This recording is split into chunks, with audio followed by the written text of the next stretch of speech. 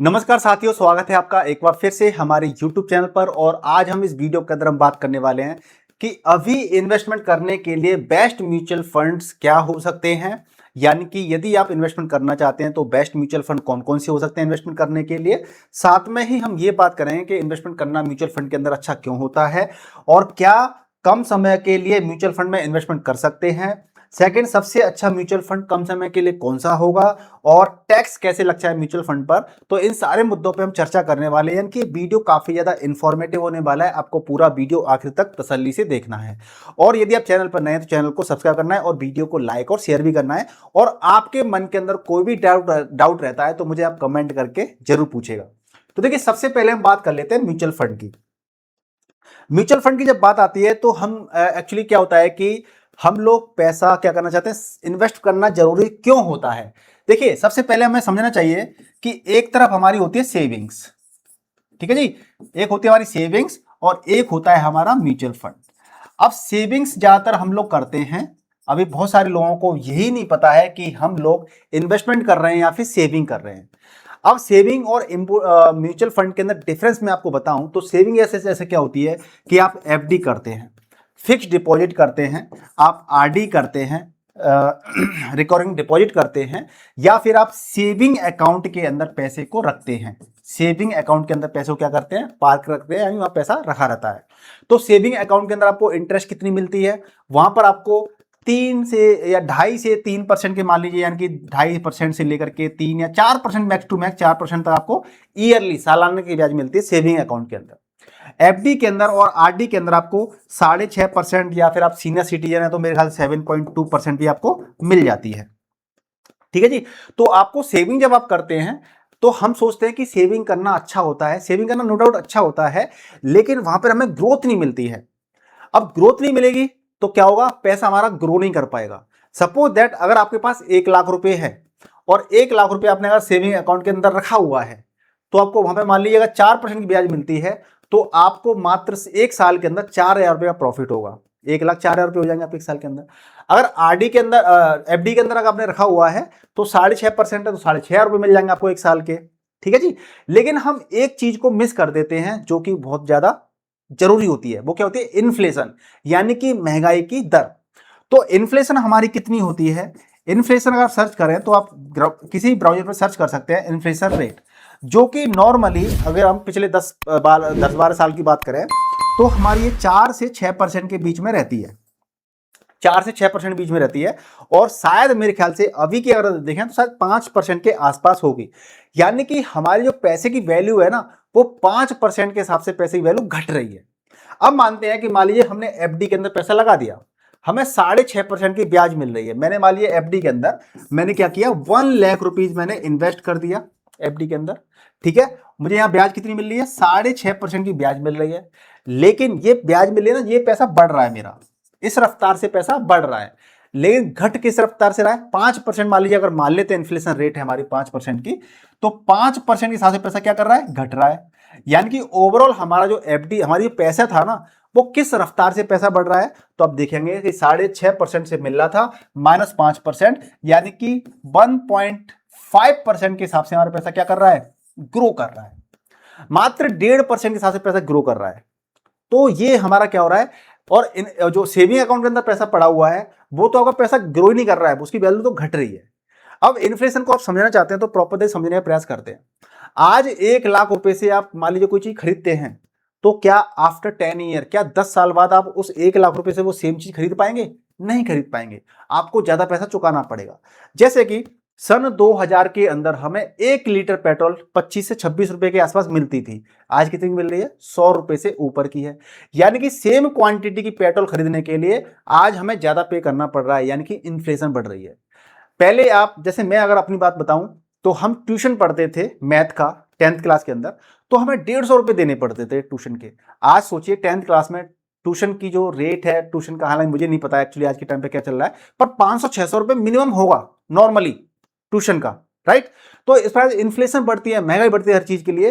तो अगर हम पैसा यहां पर इन्वेस्ट करते हैं तो क्या होता है, हमारा पैसा ग्रो नहीं कर पाएगा। मैं ये नहीं कह रहा कि एफडी बेकार है, आरडी बेकार है, सेविंग अकाउंट बेकार है। सब चीज की अपनी जगह पे वैल्यू है, सब चीज की अपनी जगह पे एक महत्ता होती है, इंपोर्टेंस होती है, लेकिन हमें क्या करना पड़ता है, अपने पैसे को मैनेज करना होता है। अगर आप अपना सारा का सारा पैसा एफडी के अंदर, आरडी के अंदर रख देंगे तो कोई फायदा नहीं है। सारा पैसा सेविंग अकाउंट के अंदर पड़ा रहेगा तो भी कोई फायदा नहीं है। तो हमें अपने पैसे को मैनेज करना होता है कि हमें कितना पैसा एफडी के अंदर रखना है, कितना सेविंग अकाउंट के अंदर रखना है, और हमें अगर ग्रोथ चाहिए, पैसे को बड़ा, पैसे से पैसा बनाना है, तो हमें म्यूचुअल फंड के अंदर पैसा कितना रखना है, हमें यह भी सोचना चाहिए। तो म्यूचुअल फंड में क्या रहता है, अगर हम नॉर्मली देखें तो 12% से लेकर के 15% के बीच में हमें जो इंटरेस्ट होती है, कंपाउंड इंटरेस्ट, वो नॉर्मली हमें मिल जाती है। नॉर्मली हमें मिल जाती है कंपाउंड इंटरेस्ट, यानी कि चक्रवृद्धि ब्याज। 12% से लेकर के 15% के बीच में आराम से हमें कंपाउंड इंटरेस्ट म्यूचुअल फंड के अंदर मिल जाती है। और नॉर्मली अगर आप देखते हैं, अगर आप 15, 20 साल, 30 साल का डेटा देखेंगे, तो जो नॉर्मली हमारे जो इंडेक्स फंड होते हैं, उन्होंने ही हमें 12% तक के रिटर्न दिए हैं। यानी इंडेक्स फंड जो होते हैं ना, निफ्टी 50, नेक्स्ट निफ्टी 50 है, मिड कैप 150 है, तो इन्होंने, इंडेक्स फंड ने हमारे को 12% से लेकर के 15% के, सॉरी, इंडेक्स फंड ने हमें 12% तक के रिटर्न दिए हैं। और अगर हम म्यूचुअल फंड की बात कर लेते हैं, म्यूचुअल फंड के अंदर और कैटेगरी कौन सी होती है, small cap, mid cap, large cap, flexi cap, तो ये कैटेगरीज रिस्क के हिसाब से अलग अलग हमें रिटर्न देती हैं। जिसमें ज्यादा रिस्क होगा हमें उतना ही वो ज्यादा रिटर्न भी दे सकती है। जैसे कि अगर हम बात कर लेते हैं स्मॉल कैप, तो म्यूचुअल फंड के अंदर जो स्मॉल कैप कैटेगरी होती है, सबसे ज्यादा रिस्क इसके अंदर होता है, क्योंकि इसका पैसा छोटी छोटी कंपनीज के अंदर या मिड कैप लेवल की, जो मिड साइज लेवल की जो कंपनियां होती है, छोटी लेवल की कंपनियां होती हैं, जिनका मार्केट कैप करीब 5,000 करोड़ के आसपास होता है, उनके अंदर पैसा इन्वेस्ट रहता है। तो ये आपकी क्या होती है, ज्यादा रिस्की होती हैं, हाई रिस्क होता है इनके अंदर। लेकिन जब हाई रिस्क होता है तो वहां पर हमें हाई गेन मिलने की भी संभावना होती है। ठीक है जी। तो यहां पर हमें, अगर हम पिछले 10 साल की बात कर लेते हैं, तो हमें 20 से 25% तक के हमें रिटर्न इसके अंदर मिले हैं स्मॉल कैप के अंदर। बट हमेशा मिलेंगे कोई गारंटी नहीं है, रिटर्न कम भी मिल सकते हैं, ज्यादा भी मिल सकते हैं, क्योंकि ये सारी चीज डिपेंड किस पे करती हैं, शेयर मार्केट पे डिपेंड करती हैं। क्योंकि जब म्यूचुअल फंड के अंदर हम पैसा लगाते हैं, तो म्यूचुअल फंड का पैसा घूम कर कहां जाता है, शेयर मार्केट के अंदर ही लगता है। लेकिन म्यूचुअल फंड में एक फंड मैनेजर होता है, मिनिमम 1, 2, 3 फंड मैनेजर होते हैं, वो उस पैसे को प्रॉपर तरीके से इन्वेस्ट करते हैं। कहां पे करते हैं, वो शेयर मार्केट में पैसे को डिप्लॉय करते हैं। ठीक है जी। अब इसके बाद आता है mid cap companies, mid cap small, mid cap mutual funds. Mid cap क्या होता है कि स्मॉल कैप के मुकाबले थोड़ी कंपनियां बड़ी होती हैं, मिड साइज लेवल की कंपनीज होती हैं, उन कंपनी में पैसा लगाया जाता है। तो वहां पे क्या है, वो कंपनी और सेटल्ड होती हैं, अच्छी होती है स्मॉल कैप के मुकाबले, तो वहां पे रिस्क कम होता है। रिस्क कम होता है तो वो धीरे धीरे ग्रोथ करती हैं। तो इसके अंदर मीडियम लेवल का रिस्क होता है, मीडियम लेवल का गेन होता है। फिर आती है लार्ज कैप, यानी कि बड़ी कंपनियां, टॉप क्लास कंपनियां, टॉप 100 कंपनी हमारे देश की, तो वो क्या होती हैं, लार्ज कैप कंपनीज होती हैं। यानी कि वो ऑलरेडी सेटल्ड है, काफी पावरफुल कंपनीज होती हैं, और वो धीरे धीरे ग्रोथ करती हैं। तो वहां पे रिस्क क्या है, रिस्क काफी कम होता है, लो रिस्क होता है। किसके अंदर, लार्ज कैप के अंदर। लार्ज कैप के अंदर आपका लो रिस्क होता है, और जब लो रिस्क होता है तो आपको लो ही रिटर्न मिलते हैं। ठीक है जी, लो रिटर्न मिलता है, लो रिस्क लो रिटर्न। तो आप जितना रिस्क ले सकते हैं, आप जितना रिस्क ले सकते हैं, आपको उसी हिसाब से अपना पैसा इन्वेस्ट करना चाहिए। अब म्यूचुअल फंड के बाद मैंने आपको कैटेगरी तो बता दी, मैंने आपको थोड़ा सा म्यूचुअल फंड का मैं एक कॉन्सेप्ट बता देता हूं, जो कि शायद इस वीडियो के अंदर मैं थोड़ा लेट बता रहा हूं आपको, कि म्यूचुअल फंड बेसिकली काम कैसे करता है। देखिए, म्यूचुअल फंड काम कैसे करता है। एज अ बिगिनर बहुत से लोगों को म्यूचुअल फंड से डर लगता है, म्यूचुअल फंड का पता नहीं होता है कि पैसा इसके अंदर हमारा सेफ रहेगा या फिर नहीं रहेगा। देखिए, हमारे इंडियन मार्केट के अंदर 5,500 के आसपास कंपनियां लिस्टेड हैं एनएसई बीएसई पर, है ना। अब उन 5,500 कंपनी में से हमें अपना पैसा कहां लगाना है, या तो हमें जानकारी होनी चाहिए, क्योंकि अगर हमने किसी गलत कंपनी के अंदर पैसा लगा दिया, 1, 2, 3, 5 कंपनी के अंदर पैसा लगा दिया गलत कंपनी के अंदर, तो हमारा पैसा डूब भी सकता है। और अच्छी कंपनी के अंदर लगा दिया तो हमें प्रॉफिट भी हो सकता है। लेकिन तो उसके लिए हमें सीखना पड़ेगा पहले कि अच्छी कंपनी कौन सी है, बेकार कंपनी कौन सी है, हमें उनको आइडेंटिफाई करना सीखना पड़ेगा। बट हर कोई इस काम को नहीं कर सकता है, किसी के पास समय का अभाव है, किसी के पास टाइम नहीं है, मतलब इंटरेस्ट नहीं है, बट आप पैसा ग्रो करना चाहते हैं, पैसा बढ़ाना चाहते हैं, तो उसका एक सॉल्यूशन आया म्यूचुअल फंड। म्यूचुअल फंड में क्या होता है, यहां पर फंड मैनेजर होते हैं, और ये फंड मैनेजर पैसे को शेयर मार्केट के अंदर लगाते हैं। यानी कि आपने क्या किया, इस फंड के अंदर पैसा इन्वेस्ट किया और यहां से फंड मैनेजर इस पैसे को कहां पे डालते हैं, शेयर मार्केट के अंदर इन्वेस्ट करते हैं और ये एंश्योर करते हैं कि भैया जो इन्वेस्टर ने जो पैसा लगाया है हमारे पास और हमने जो शेयर मार्केट में पैसा डिप्लॉय कर दिया है, यहां से हमें कुछ रिटर्न मिले, अच्छे रिटर्न मिलेंगे तभी तो इन्वेस्टर पैसा इन्वेस्ट करेगा। तो ये काम होता है फंड मैनेजर का। और अगर किसी म्यूचुअल फंड में परफॉर्मेंस ही नहीं आ रही है, रिटर्न ही नहीं आ रहा है, तो आप और हम लोग इन्वेस्ट क्यों करेंगे? ठीक है जी। तो इनका काम होता है फंड मैनेजर का कि भैया इन्वेस्टर ने जो पैसा लगाया है वो पैसा बढ़े, पैसे बढ़े, ग्रो करे। ठीक है जी। तो मान लीजिए म्यूचुअल फंड के अंदर इन्वेस्टमेंट करने के दो तरीके होते हैं, एक आपका एसआईपी होता है, एक होता है लमसम। एसआईपी यानी कि सिस्टमेटिक इन्वेस्टमेंट प्लान, आप हर महीना आप पैसा इन्वेस्टमेंट करते हैं और वो आपकी जो अमाउंट होती है वो 500 रुपये हर महीना, 1000 रुपये हर महीना, 10,000 रुपये, 50,000, जो भी आपकी कैपेसिटी होती है आप एसआईपी करते हैं। लमसम आपके पास बड़ा फंड है 10,000, 20,000, 1 लाख, 5 लाख, 10 लाख, तो आपको पैसा एक साथ लगाना है तो आप लमसम के थ्रू एक साथ लगा सकते हैं। तो ये तो तरीके होते हैं। अब इसके बाद बात आती है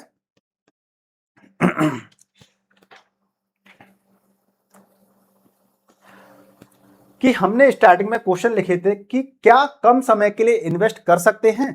तो देखिए इसका आंसर मैं आपको बताता हूं कि क्या कम समय के लिए इन्वेस्टमेंट करते हैं।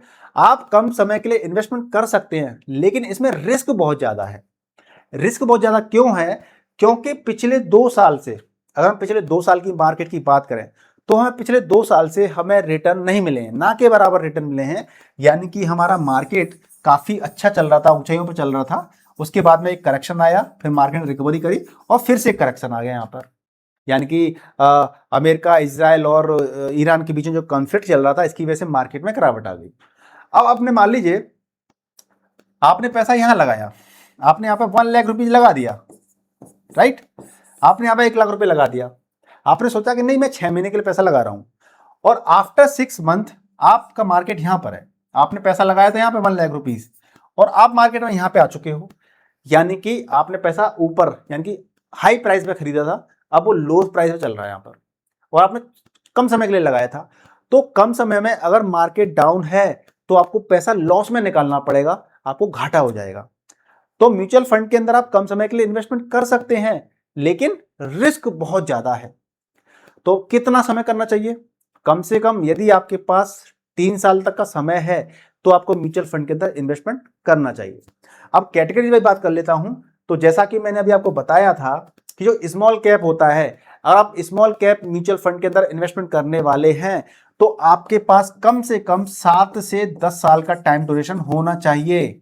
अगर आप म्यूचुअल फंड से प्रॉफिट बनाना चाहते हैं तो अच्छी ग्रोथ चाहते हैं तो कम से कम 7 से 10 साल तक का आपके पास टाइम ड्यूरेशन है, आप पैसा इन्वेस्टेड रख सकते हैं मार्केट के अंदर। निकालेंगे नहीं तो आपको प्रॉफिट अच्छे हो सकते हैं, ठीक है ना। जो लार्ज कैप होता है कम से कम मिनिमम 3 साल तक आप इन्वेस्टेड रह सकते हैं, तभी आपको लार्ज कैप के अंदर इन्वेस्टमेंट करना चाहिए। और जो मिड कैप होते हैं, मिड कैप के अंदर 3 से 5 साल तक अगर आप इन्वेस्टेड रह सकते हैं तभी आपको इन्वेस्टमेंट करना चाहिए, ठीक है ना। तो आप कम समय के लिए इन्वेस्टमेंट कर तो सकते हैं लेकिन रिस्क बहुत ज्यादा है, ठीक है। अब कम समय के लिए इन्वेस्टमेंट करने के लिए अच्छा फंड कौन सा है, सेकंड क्वेश्चन था ना। तो अच्छे फंड की डेफिनेशन देखो ये होती है, क्योंकि कम समय है यानी कम समय के लिए इन्वेस्टमेंट करना है हमें, मान लीजिए 1 साल 2 साल, हालांकि 1-2 साल के लिए, फिर भी मैंने क्या बोला कि म्यूचुअल फंड में करना है तो कम से कम 3 साल तक तो आपको करना ही करना है इन्वेस्टमेंट।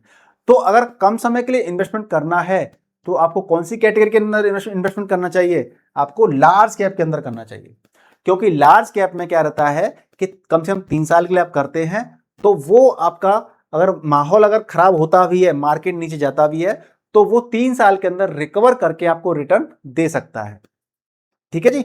तो ये आपको थोड़ा समझ में आ गया। अब वो फंड कौन कौन से हैं जिनके अंदर आप इन्वेस्टमेंट कर सकते हैं 2026 के अंदर, वो मैं आपको बताऊंगा वीडियो के लास्ट में। लेकिन उससे पहले मैंने तीसरा क्वेश्चन क्या था, टैक्स। म्यूचुअल फंड में टैक्स किस प्रकार से लगता है, टैक्स की बात कर लेते हैं। तो देखिए टैक्स को हम लोग इग्नोर कर देते हैं, हमें टैक्स को इग्नोर बिल्कुल भी नहीं करना है, क्योंकि ये बहुत ही ज्यादा एक बहुत बड़ा चैप्टर होता है हमारी लाइफ का कि हम जितना कमाएंगे उस पर टैक्स कितना लगता है। तो देखिए म्यूचुअल फंड के अंदर हम इक्विटी की बात कर लेते हैं फिलहाल अभी हम इस वीडियो के अंदर। इक्विटी यानी कि शेयर मार्केट, जो पैसा आपका शेयर मार्केट के अंदर लगता है वो इक्विटी होती है, जिसको हम कहते हैं स्टॉक मार्केट, ठीक है। तो यहाँ पे 2 प्रकार के टैक्स लगते हैं, एक आपका लगता है शॉर्ट टर्म कैपिटल गेन, ठीक है जी, शॉर्ट टर्म कैपिटल गेन, और एक होता है आपका लॉन्ग टर्म कैपिटल गेन। ये दो प्रकार के टैक्स होते हैं। अगर आप एक साल से कम, एक साल से कम के लिए एक साल से कम समय के लिए और एक साल से ज्यादा, मान लीजिए आपने अगर पैसा एक साल पहले ही पैसा निकाल लिया, आपने इन्वेस्ट किया आज और एक साल होने से पहले ही आपने पैसा निकाल लिया, तो जो भी प्रॉफिट होगा, प्रॉफिट की बात कर रहे हैं हम लोग, मान लीजिए आपने 1,00,000 लगाए थे यहां पर और आपको प्रॉफिट हो गया मान लीजिए 1.2 लाख रुपीज, सॉरी मतलब वेल्थ आप कितनी हो गई, यानी कि 1.2 माइनस 1 यानी कि 0.2 यानी कि 20,000 रुपए। 1,00,000 रुपए लगाए, 1,20,000 आपके हो गए, तो 20,000 का आपको प्रॉफिट हुआ, तो 20,000 रुपए पे आपको फ्लैट 20% का टैक्स आपको देना पड़ेगा। 20,000 रुपए का 20% टैक्स, अगर आप एक साल से पहले पैसा निकाल लेते हैं तो। अगर आप लॉन्ग टर्म की बात कर लेते हैं, यानी कि आप एक साल के बाद पैसा निकालते हैं, चाहे 1 साल के बाद, चाहे 2 साल के बाद, चाहे 3 साल के बाद, तो आपको 12.5% का टैक्स लगता है, सॉरी 12.5%, 12.5% टैक्स लगता है। साथ में 1.25 लाख रुपीज का आपको क्या मिलता है, रिडेम्पशन मिलता है, छूट मिलता है, डिस्काउंट मिलता है। अब कैसे, देखिए मान लीजिए आपने यहां पे लगाए थे 5 लाख रुपए, ठीक है जी, 5 लाख लगाए थे और 2 साल के बाद में या 1 साल के बाद में आपकी वेल्थ हो गई थी 8 लाख रुपए, तो प्रॉफिट निकालिए कितना हो गया, प्रॉफिट हो गया आपका 8 minus 5 equals to 3 lakh rupees, यानी कि आपने 3 लाख रुपए का प्रॉफिट कमाया है और 1 साल के बाद में पैसा निकाला या 2 साल के बाद निकाला है, तो 3 लाख रुपए पे आपको पहले डिस्काउंट कितना मिलेगा, रिडेम्पशन 1.25, तो 3 माइनस 1.25 आप करते हैं तो कितना आ जाएगा, 1.75 लाख रुपीज, ठीक है जी, 1.7 लाख रुपीज आ जाएगा। अब इसका आपको कितना लगाना पड़ेगा, 12.5%, यानी 1,75,000 रुपए पे आपको 12.5% का टैक्स देना पड़ेगा, ठीक है जी। और आपको 12.5% टैक्स देना पड़ेगा इस पर, और यदि आप टैक्स बचाना चाहते हैं तो इसके लिए मैं आपके लिए अलग से एक वीडियो बना दूंगा, टैक्स हार्वेस्टिंग, कितने प्रकार से हम टैक्स बचा सकते हैं। अगर आप वो वीडियो चाहते हैं तो मुझे कमेंट कीजिएगा, मैं टैक्स हार्वेस्टिंग पे वीडियो बना दूंगा। तो क्या कमेंट करना है, टैक्स हार्वेस्टिंग कि आपको जीरो टैक्स देना पड़े, वो कैसे पॉसिबल होता है, क्या क्या तरीके होते हैं, मैं आपको अलग से बताऊंगा। अब बात कर लेते हैं इस वीडियो के लास्ट पॉइंट की कि भैया बेस्ट म्यूचुअल फंड कौन कौन से हैं जिनके अंदर हम इन्वेस्टमेंट कर सकते हैं। तो सबसे पहले तो मैं आपको डिस्क्लेमर देना चाहूंगा कि ये वीडियो आपके एजुकेशन पर्पज के लिए है, आपका मेरा उद्देश्य आपको एजुकेट करना है, और आप अगर इन्वेस्टमेंट करना चाहते हैं तो बहुत ही सोच समझ के अपने खुद से डिसीजन लेकर के भी आपको इन्वेस्टमेंट करना है, और अगर आपको जरूरत पड़ती है तो आप सेबी से रजिस्टर्ड जो फाइनेंशियल एडवाइजर होते हैं आप उनसे भी कंसल्ट कर सकते हैं। मैं म्यूचुअल फंड डिस्ट्रीब्यूटर भी हूं, तो उसके देहात भी आपको गाइडेंस दे सकता हूं, इसलिए मैं आपको यहाँ बताने का प्रयास करूंगा। तो देखिए, आपको कुछ म्यूचुअल फंड की बात कर लेते हैं। तो पराग पारिक फ्लेक्सी कैप फंड, हालांकि ये फंड की परफॉर्मेंस पिछले 1 साल से अच्छी नहीं रही है, लेकिन फिर भी मैं इसको भी अच्छा फंड मानता हूं। तो पराग पारिक फ्लेक्सी कैप, यानी ये फ्लेक्सी कैप फंड है। तो फ्लेक्सी कैप मैं बता देता हूं आपको, फ्लेक्सी कैप फंड के अंदर large cap plus mid cap plus small cap तीनों का कॉम्बिनेशन होता है, और जो फंड मैनेजर जो होता है ना, फंड मैनेजर मार्केट की स्थिति के अकॉर्डिंग इनका रेशियो कम ज्यादा करता रहता है, यानी कि इसके अंदर लार्ज कैप भी होता है, लार्ज कैप कंपनीज होती हैं, स्मॉल कैप भी होती है, मिड कैप भी होती हैं, ठीक है। तो पराग पारिक फ्लेक्सी कैप फंड आज भी मेरी चॉइस है, हालांकि पिछले साल से रिटर्न इसने नहीं दिया, अच्छे रिटर्न नहीं दिए हैं, हालांकि मार्केट में भी काफी करेक्शन भी आया हुआ है, तो इसका ये रीजन हो सकता है, लेकिन आप इसको कंसीडर कर सकते हैं। अगला अगर हम मिड कैप इसके साथ अगर फ्लेक्सी कैप में दूसरा भी देखेंगे तो HDFC फ्लेक्सी कैप भी देख सकते हैं, HDFC फ्लेक्सी के फंड देख सकते हैं आप।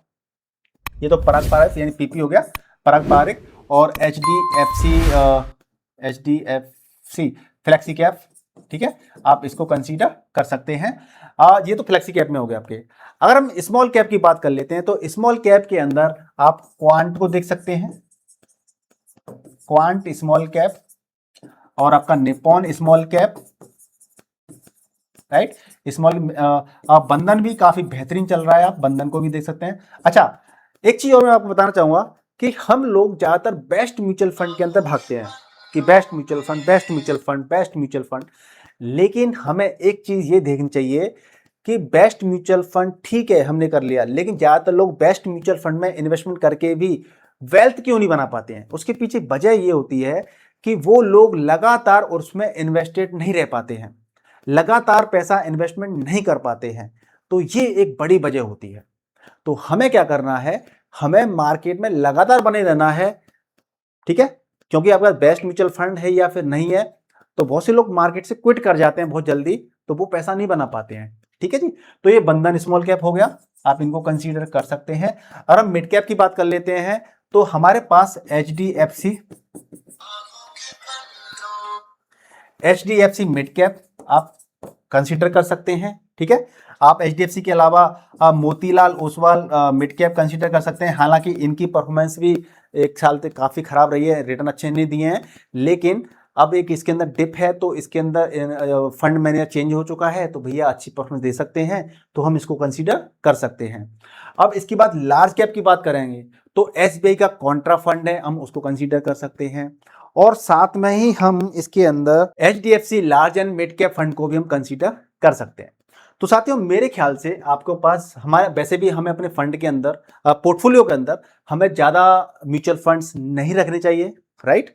तो हमारी जैसी नीड है, हमारे जैसे गोल है, उसके हिसाब से हमारे पास एक डाइवर्सिफाइड पोर्टफोलियो होना चाहिए। तो मुझे उम्मीद है कि आपको वीडियो काफी पसंद आया होगा। वीडियो को जल्दी से लाइक कर दीजिए, शेयर कर दीजिए। आपको कोई भी डाउट रहते हो तो मुझे कमेंट करके पूछ सकते हैं। मिलते हैं नेक्स्ट वीडियो में, तब तक के लिए गुड बाय, टेक केयर, जय हिंद।